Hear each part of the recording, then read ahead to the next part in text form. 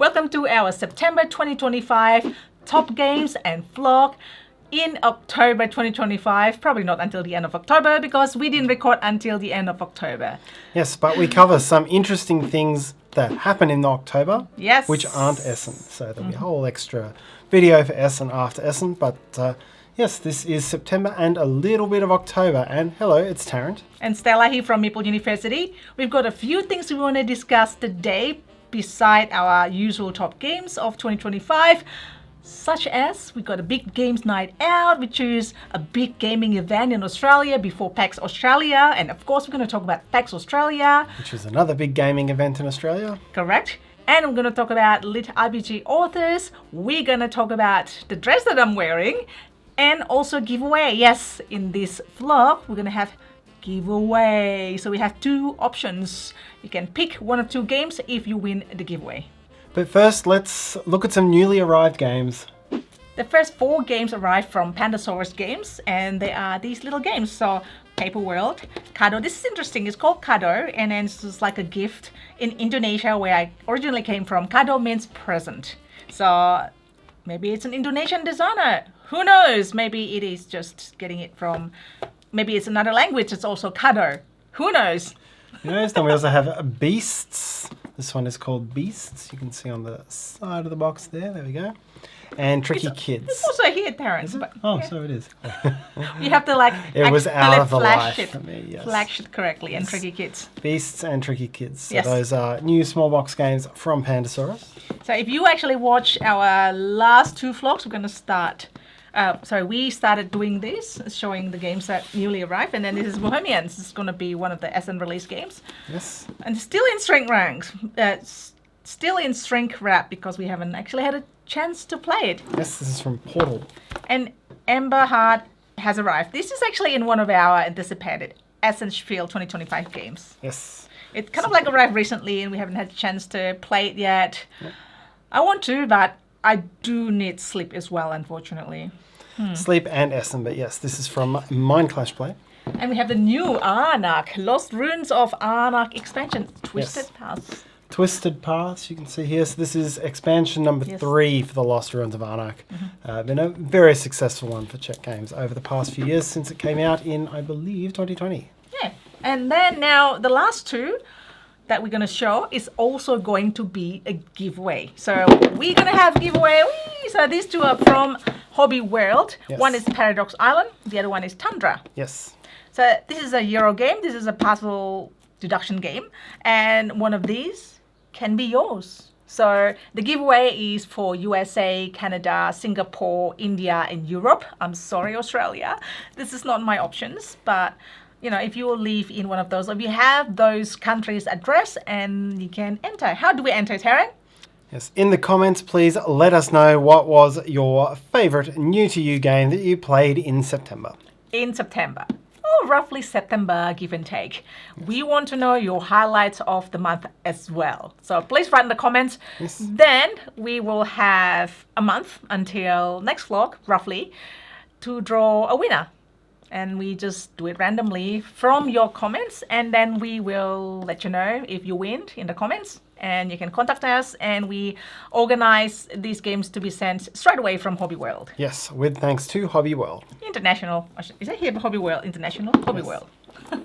Hobby World will do. So, all right. Back to our experience. So big games night out. That's a really good experience because we actually hosted giant games of Octocube. And Doodle Dash. Yeah, so Doodle Dash is a party game by Chili Fox, and Octocube is by Melbourne designer Carl Lang, and the game is designed by Sit Down. Published by Sit Down. Thank you. So they actually created a giant game, so it's like the cube, or it's like this small, but then they made the cube this big, and then you actually roll over. It's kind of like special strategy game. You roll over the cube and then pick up the tiles from there. It's magnetic in the real game, and they use Velcro in this one. So you pick it up, you roll it this way, that way, and then you collect the tiles to score points. Yeah, so the Big Games Night Out, it is a retro new video game and board gaming games event that was set up in Federation Square, which is one of the big public areas in Melbourne. And we were on the stage for 3 hours running 3 big games of Octocube as well as a couple of games of Doodle Dash. Yeah. And it was a lot of fun. We got people up from the crowd. Yes. Had a couple... The Octocube did work really well. And it played really well as well because it's a game that has so few rules. It was very easy to teach, adults. There were families that were playing. There were kids that came up and played. And it was very easy to teach it because it doesn't have that many rules. And get a couple of games that played quite differently. We had one that was like really tight and it was low scoring because all the octopus cubes were blocking each other out. And then there was one that went to a really high set of scores. So, yeah. But you did explain things properly. And that there were lots of prizes from sponsors. It's like the prize pool was probably just over $2,000 Australian dollars. Yep. So that was a really great night. And then there's like arcades around it. There's cosplay, parade, lip sync battles, and so on. Yep. So we're really lucky we got involved in that big event, and very fun event. And the next day is PAX Australia. So PAX Australia is probably about 60% video games and 40% board games. Probably like a little bit more even from video games. Yep. But the board game section is getting bigger and bigger. That's the only PAX in Australia that's still combined with video games. Yep. We had fun. We played some games. We met some people. Yes. My highlight in PAX Australia, beside meeting everyone there, is that I actually met some of my favorite fantasy books authors, in particular lit RPG authors. So lit RPG books are the fantasy books where there's this character and there are progressions in this character and the system, like you gain experience and you can exchange experience with something. So in different format. There's also dramas, there's plots, and then there's the usual fantasy games. And in this particular, like the Australian lit RPG authors, not all of them that came for panels, they're really lovely and they play board games. So I get to meet them and then actually play board games with them. And one particular is, this book is how I started lit RPG books, Tarrant. He Who Fights with Monsters. So the author is Travis, aka Shertaloon. We play games with him. He's really lovely, also a big board gamer. And we talk board games a lot of the time. So if you are into books, fantasy books, please do check this out. There are other authors like Heretic Fishing, and there's Crystalis. There's also Mark of the Krijic. There's Stefaga, who also did the webtoon comic of Dungeon Crawler Carl. I'm sure I missed somebody, sorry, but like there's a lot. I was so excited all this weekend playing games with these people and then playing games with other people as well, meeting a lot of my friends in PAX all over Australia. Yes. How about you, Tarrant? I went to one of the 3 days of PAX. I think those Octocube games actually really took it out of me, and I was quite... You're quite tired after that. I was very tired the next couple of days, but I was back for PAX, and it was good. It was the first time in a couple of years that we haven't been working PAX as part of a former publishing company, Guff Studios. So it was a chance to sit down, play some games, experience some new games, and I had a good time. Absolutely. And I want to talk about the dress that I'm wearing. This is custom made by my friend Jenny, who has Jenny Flores Designs. So she made a lot of like costumes, dresses, and she's really good at, okay, your body type is like that, maybe I'm gonna make your dresses like that. I really love this. This actually comes with a little jacket as well. So if I'm cold a little bit, like right now it's a bit hot in Melbourne, Australia. It's spring and especially today is pretty hot. Yeah. So no jacket here, but this is really good. So I got this material myself, which is vintage cans. Yeah. And if you see this like this, I can custom make this. This is an asymmetric dress, and you can see it's handmade, and it is really good. And I will wear this in one of the days in Essenspiel coming up tomorrow. Yes. I'll be leaving tomorrow. Yay. Yes, tomorrow when we filmed it, in the past when you watched it. Do you like my dress, Tarrant? It is good. Reminds me of Lata. That is actually true. This is like vintage. In fact, it's over there. Yes. We had Lata out before. Yes. So I'll link Jenny's business page or Facebook page below in the description. So check it out. It's like she's just done amazing costumes. Like my costume at the Big Games Night Out, also made by Jenny, is an octopus costume. It's very glittery. It's very, very fun octopus inspired, sexy costume thing. Yep. And she is a part of the board game community in Melbourne as well. Part of Melbourne Meeples, who was the driving force behind the Big Games Night Out board game section. And they also have podcasts with Chris. Yes. There you go. All right, now we are up to our top games, I guess. Yes, so we'll go through our favourite games, 5 each. There's actually quite a lot of overlap this time. But 5 games each that were new to us in September. These games have come to us from various sources, including paid content, review copies, or purchases. Some of them are, I think in this case, they're all new, but they could be new or they could be old because it is new to us that we're basing it upon. Yay! Where it comes to one of ours and it's higher on the other person's list, we will put it aside and come back so we can discuss it together. Perfect. Almost perfect, actually. And if we do have the games, other videos, then we'll link it below. Yes, so let's get into it for September. My number 5 is Seveton. This is by Flada Chatil, and this is going to be as in release 2025. This one is a cooperative game, and you can play from easy, medium, hard, and different scenarios. It's not a legacy game, but it has different scenario that you can choose from.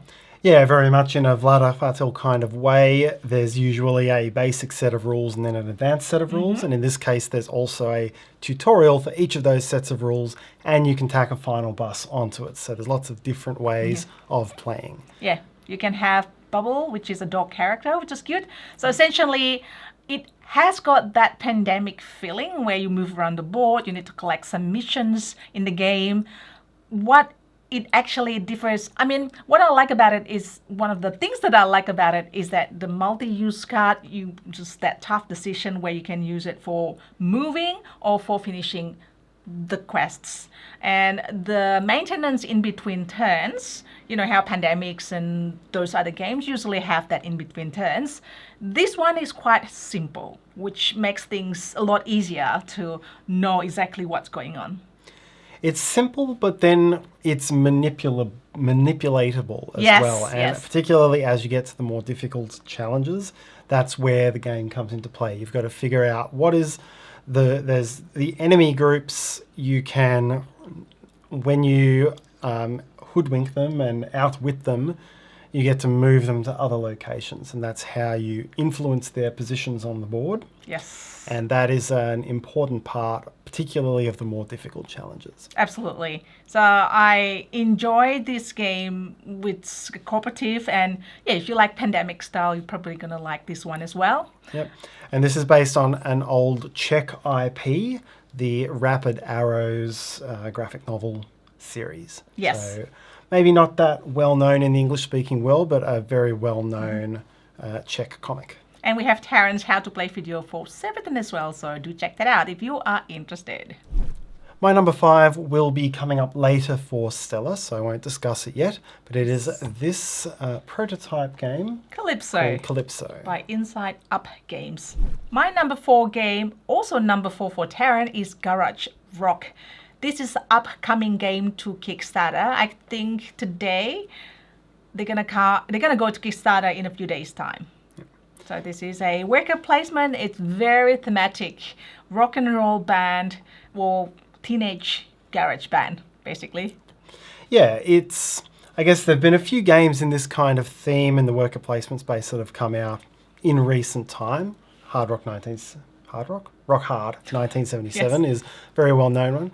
This one is set in the 80s. It has a garage rock vibe, and it is a worker placement game. You will be your turn will be either placing your meeple out to a location to take the action, and those are competitive. It's continuous but competitive worker placement, and when you go to a spot, you want to try to get extra money or extra action points out of those, but they may not be available. Mm-hmm. And then once you've gathered the things you need, your retrieval action involves going and playing a gig. And that becomes quite a nice tension point in the game because The gigs hang around for one round. Once someone has gone there, you pick your gig, and then anyone else who wants to take that same one, who's been gunning for the same icons to take that one, has one turn to come there as an opener for a slightly lesser reward. Yes. Otherwise, the card goes away. So you have different requirements for each gigs, So that's quite clever. It means that you're not just put, retrieve. You also have to watch when other players are doing things, and you may want to retrieve more quickly to get the more optimal card. Never seen something like that. Yeah, never seen something like that where you retrieve at very strategic moment. I mean, you could out of workers and then you have to retrieve, but not only that. And it's easily when you actually retrieve, you can't perform at any gig. There's like consolation bar, which is, what did they call it? The dive bar. Dive bar. It's like, there's still some benefits, but not as good. Yes. So you get caught with not enough to go to, with enough requirements to go to the fancy bars, and then you just go to that. Yep. There's a lot of 80s Easter eggs in the game. I know. You level up your rock band, so you like flip pieces over, and they have better style and better instruments and things like that.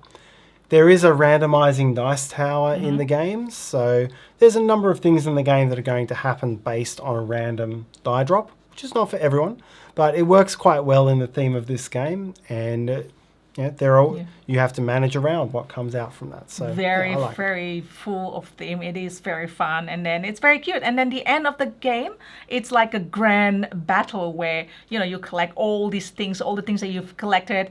You perform, and then you collect these extra things so that you can get great scoring at the end of the game.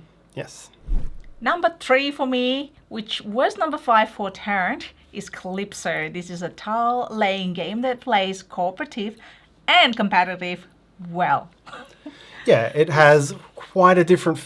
the basic tiles and the basic things you're building are the same in both cases, but quite a lot changes up when you play it between competitive and cooperative. Yes, so this is the tiles that you actually draft. So look at this. This is a special thing that I've never seen before.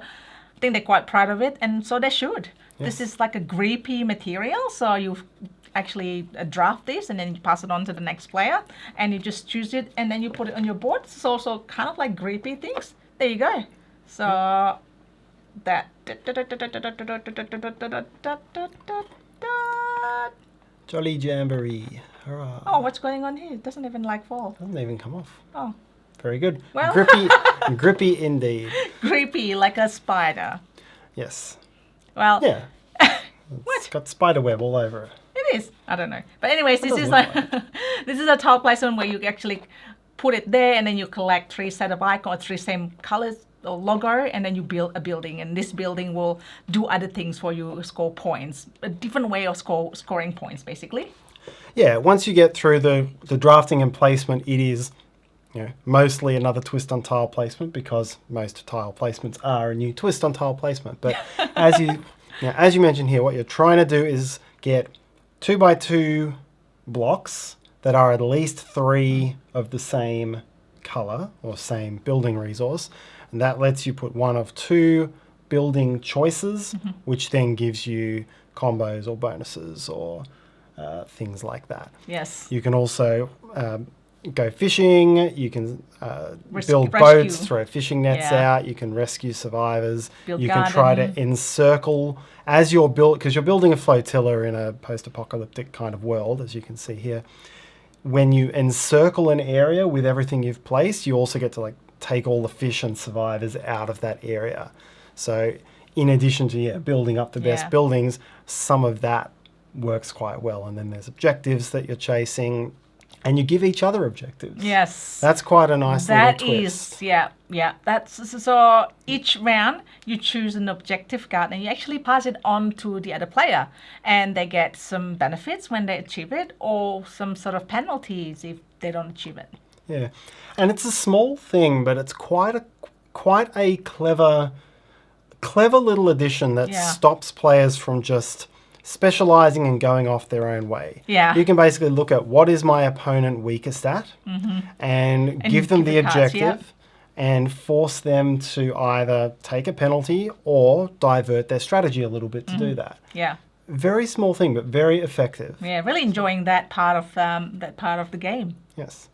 When you play cooperatively, you are working together to try to make as many of the necessary building types as you need, and you need to really you need to really generalize. You need to keep fishing in order to keep all of the meeples safe. Yes. So very different vibe. I like it in competitive mode. That's the one I've ranked it on. Fair enough. So yeah, I don't mind both, but the competitive one is really different in that way that you give your opponents the objective. So my number 3 game and your number 2 game is the new and until recently Secret Garfield project, Secret Societies. And this is a bidding game. It's a bidding game. Yeah. It's an auction. It's kind of... Is it full auction? It's halfway between just a pure money auction and a Keyflower style worker placement as auction type of game. Yes. And when it comes to auction, I do like the Keyflowery type of thing more. I know. This is a very unique game, I would say. I mean, the auction is unique, and in the game, you are one of the asymmetric factions, and you have different powers trying to actually buy the world, and in that you're trying to upgrade your action at the same time. You're trying to build countries so you can actually engine building and scoring the points at the end of the game. There's set collection, or you need to generalization or specialization, so you kind of want to do both because they reward you for doing those two. Yeah, you're building a big tableau of countries, and each country is going to give you land as a resource, and then either population or industry. You choose which one you're going to get from that country, and at the end of each round, everyone spends all of that on a bunch of player board upgrades, which can give them more money, income, or can give them victory point bonuses, or give them powers in the auction. And the auction gets crazy by the end of it. Yeah. Players have all these powers where they can put down extra bids or move bids around. And you're watching what other players are bidding on and where you can beat them out, and where the card, even in some cases, it's just the auction card you play has a bonus on it that you want. And so it ends up being, really Keyflower with a lot of special bonus types of powers. You do have to pay money as well, so that is in there.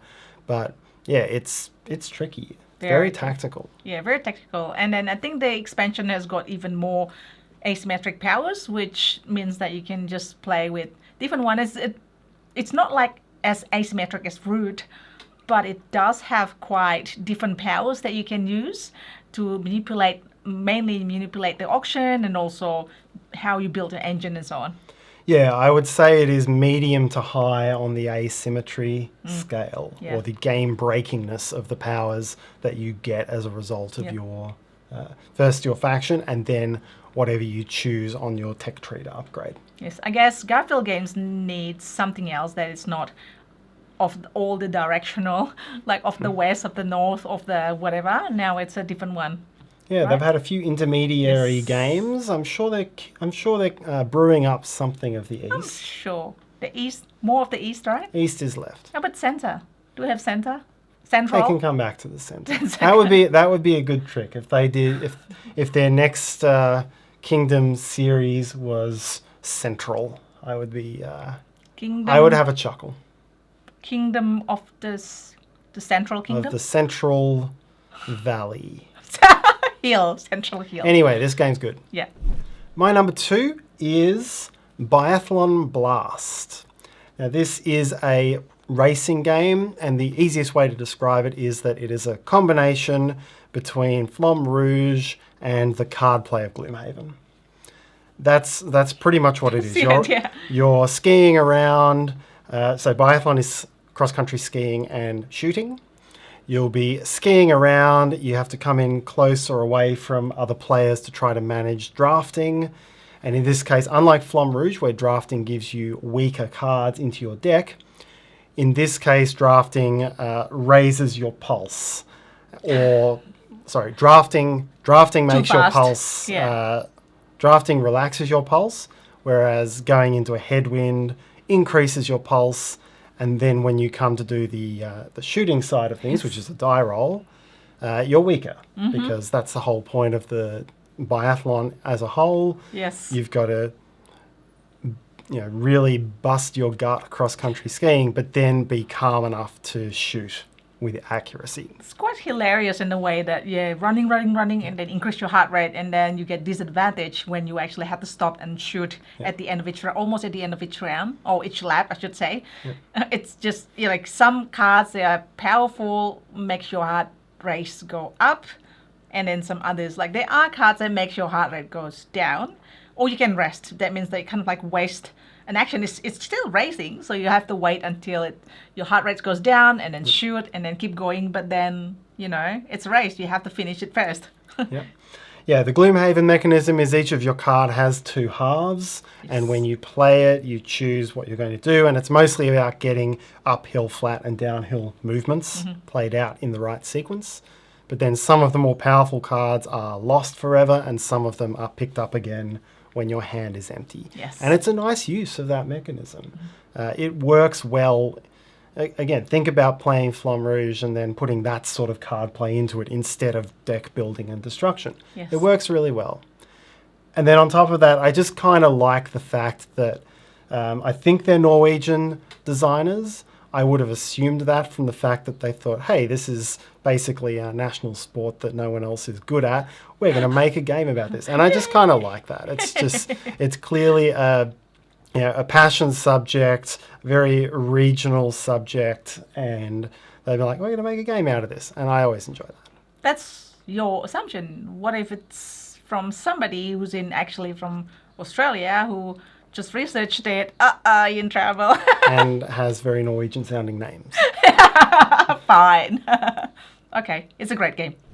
Game number 1 for me and Tarrant. Yes, this was an agreed number 1 for September. What do you mean by agreed? It's like accidentally agreed. We didn't discuss this. Like, hey, let's pick this game for our number 1, and you have to pick this game as well for number 1. Consensus. Thank you. Yes, Kingdom Crossing. Kingdom Crossing. It's a very I'll start by saying it's a very unassuming name. Yes. All right, you'll start by showing that the art is very cool.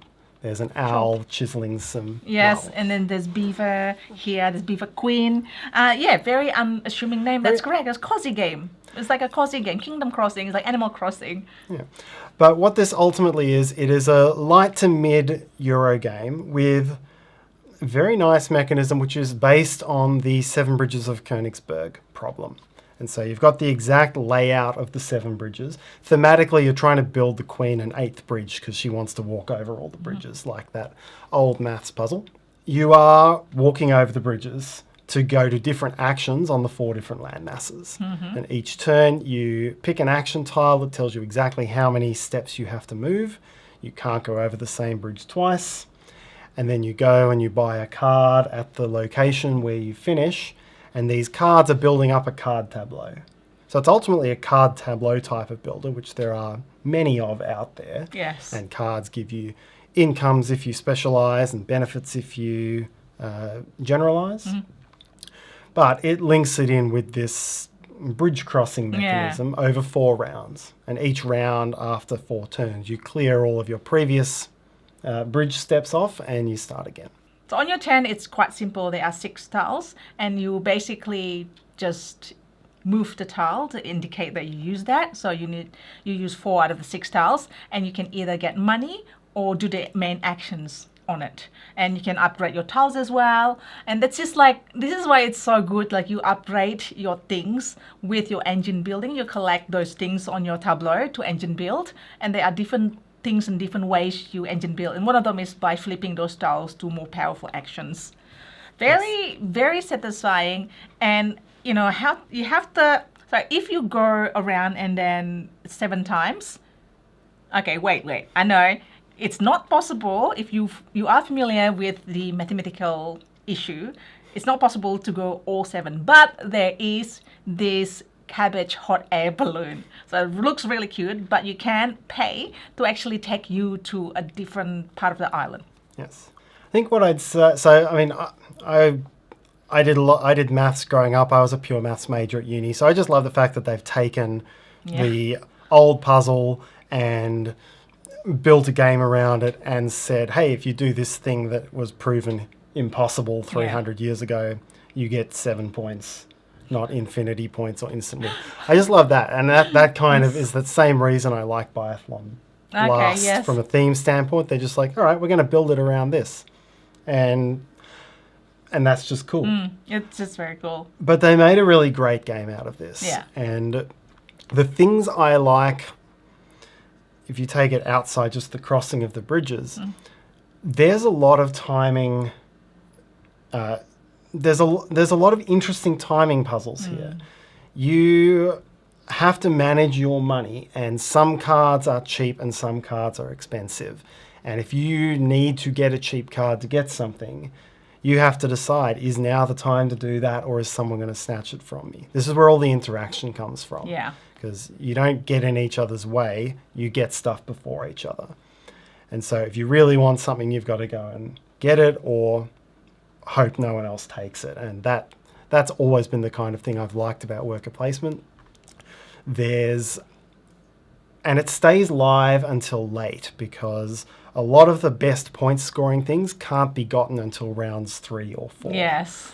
And so you are constantly, the game is still live until quite late as you're trying to work out how to get these scoring objectives earlier than other players, things like that. So yes, I don't feel I've done it justice talking it through there, but this is a very, in the light to mid, it probably is.